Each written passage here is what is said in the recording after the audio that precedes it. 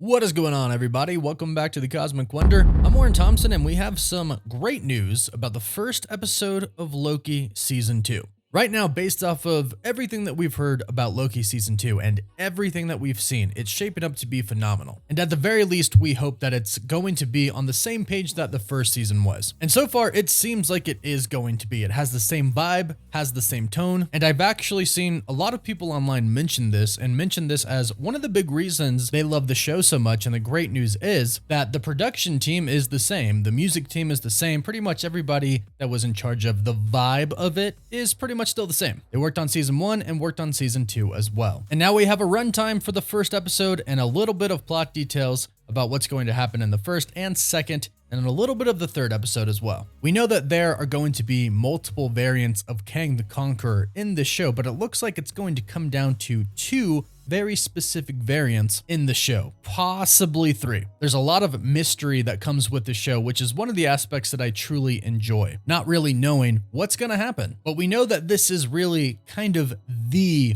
multiverse project. It's a super important project to the entirety of the MCU going into the Kang Dynasty and Secret Wars, and Loki himself is going to play a huge role in the whole entire Secret War storyline. So let's dive into it, and if you're new, be sure to subscribe so you can stay up to date on Loki and the MCU in general. And if you subscribe and leave a comment, you're automatically entered in our giveaway for a chance to win an Xbox Series X, a PS5, some Marvel Legends items, or some DC items as well. We pick one winner at the end of each month, and the winner gets to pick one item. So as far as episode 1 of season 2 of Loki is concerned, the runtime is said to be 45 minutes long, which is great. It's not short, it's not super long, but I think most fans are going to be excited that it's not a 30-minute episode, a 35-minute episode, especially because I think this project is one that a lot of fans are really kind of putting their faith into and are really excited about. Now, this report is coming from Cryptic HD Quality on Twitter, and this account, when it comes to runtimes for episodes of the Disney Plus shows, they have a pretty impeccable track record with it. They've been right many times about runtimes. And I'm glad that episode 1 is getting a decent time because they're going to need to explain quite a bit and jump into the story that's going to set up and drive the rest of the episodes. And we know what's going to happen in the beginning because they're basically picking up right where we left off in season 1, except they're adding a little bit of a twist to it. Now, at the end of Loki season 1, he went back to the TVA, he went back to Mobius and Hunter B-15, and he tried to warn them, but they had no idea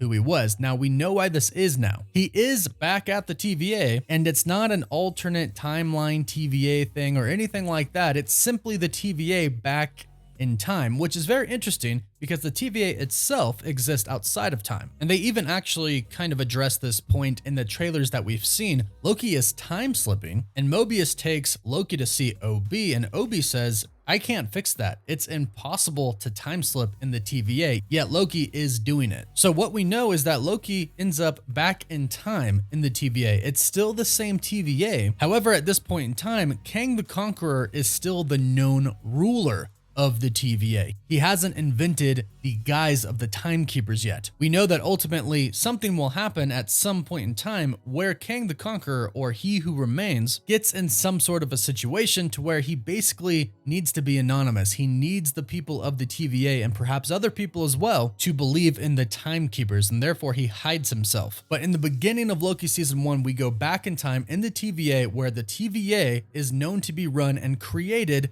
by Kang the Conqueror. And we basically know that Mobius gets back on Loki's side, even though at this point in time he's never met him before, but he gets back on his side because of the time slipping. It freaks him out and it tells him, hey, this isn't normal. Something clearly is going on with this guy. I need to hear him out because this isn't supposed to be possible. And from there, Loki tells him everything, and we even see a scene in the trailers where Loki prunes one of the walls that has the timekeepers on it, and behind that wall is Kang. Pictures of Kang. And in that scene on the floor looks to be a head of one of the timekeepers as well. So it looks like Loki just simply walks into the timekeeper's chamber, kills them all, shows Mobius, look, they're robots, they're not real. It's this dude, He Who Remains, behind it. And we have to stop him. We have to make sure his variants do not destroy the multiverse. And from there, we know that him and Mobius are going to set out on a pretty specific quest. We'll get to that in a bit. But first, big thank you to HelloFresh for sponsoring this video. Many of you may know that I personally use HelloFresh and I love it. It makes cooking fun, easy, and it's affordable. And that's why it's America's #1 meal kit delivered straight to your door. And you might not know that they actually have seasonal recipes. Right now, since it's summer, they have their new Fresh and Fit summer menu. So if you're trying to get that beach bud, but you're also trying to eat really great tasting food, it's perfect for you. Right now, it's peak time for summer produce, and HelloFresh makes sure you get all the best picks all season long. Their ingredients travel from the farm to your door in less than 7 days for quality you can taste. If you are trying to impress your friends this summer by doing some cooking for them, HelloFresh makes it super simple. They give you all of the ingredients and tell you exactly how to make each meal.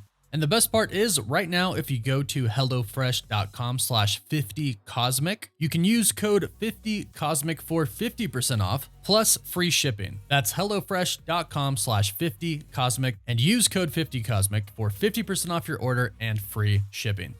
Now, something that we believe happens that's been reported to happen that I think a lot of fans are going to be happy about is that eventually Loki does end up back in his present time in the TVA. The point in time basically where him and Sylvie killed He Who Remains. So eventually he'll go back in his point in time and his relationship with Mobius will be the same. Everything they went through will have happened. Mobius will remember, Hunter B-15 will remember, Sylvie, everybody. We believe that he is sent back to the present time TVA because of a device that Ke Huy Quan's character OB gives him. From what we know about OB's character, he was kind of there at the start of the TVA working with Kang. We've actually seen this in the most recent trailer TV spot. We actually see OB kind of helping Kang create the Time Loom, which is basically how Kang, or He Who Remains, created and maintains the sacred timeline. So eventually Loki is going to get back to the present time with Mobius, the same one that we were with the entire time in season 1. And they're going to go out and seek, well, 2 different people really. 1, Sylvie,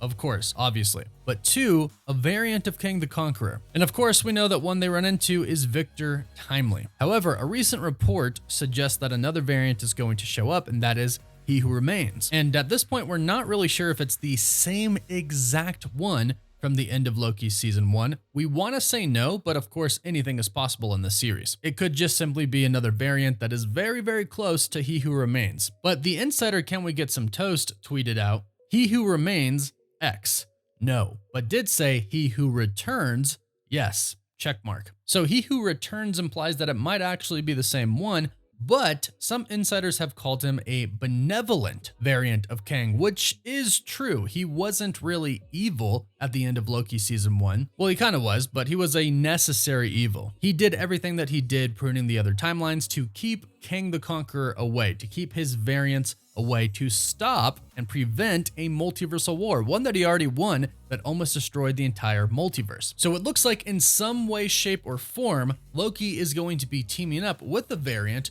of Kang the Conqueror, at least for a brief point in time, because you can never really trust any variant of Kang the Conqueror. Yes, there are some good ones, but at the heart of every Kang, they want to be the true ruler of the multiverse, even if they disguise that as keeping the peace and saving the multiverse from destruction. However, if it is indeed the same He Who Remains from the end of Loki season 1, there is a chance that he could be legitimately good because he has already ruled over the sacred timeline for millions of years. And when he was describing the story of the first multiversal battle, he said it was eons ago. And for those who may not know, an eon is 1 billion years, and he literally said eons. So he has been fighting a big multiversal battle and then ruling the TVA for billions of years. Even if he was bad, he could be tired of being bad. We know that he got tired of running the TVA because he said he's older than he looks and he's tired. Perhaps he sees Loki and Sylvie as a way to truly change things. He kind of saw that in them at the end of Loki season 1. Perhaps he sees that there's a different way to go about it now. But of course, we do know that Loki and Sylvie eventually get back together. It's been told that they're going to explore the romantic side of their relationship even more, which is still kind of weird, but an epic Loki thing to do. Fall in love with yourself. I love it. And I'm looking forward to seeing other variants of Kang the Conqueror, badder variants, and possibly even better variants as far as goodness is concerned. Either way, we're in for a wild ride with Loki season 2, and the first episode is a decent length. I'm glad it is. I'm sure you all are as well, but let me know your thoughts about everything in the comments down below. Please don't forget to give the video a like and subscribe so you don't miss out on any of the latest Loki and Marvel news. You can also follow us on Instagram and Twitter as well. And as always, thank you all so much for watching. Woof woof.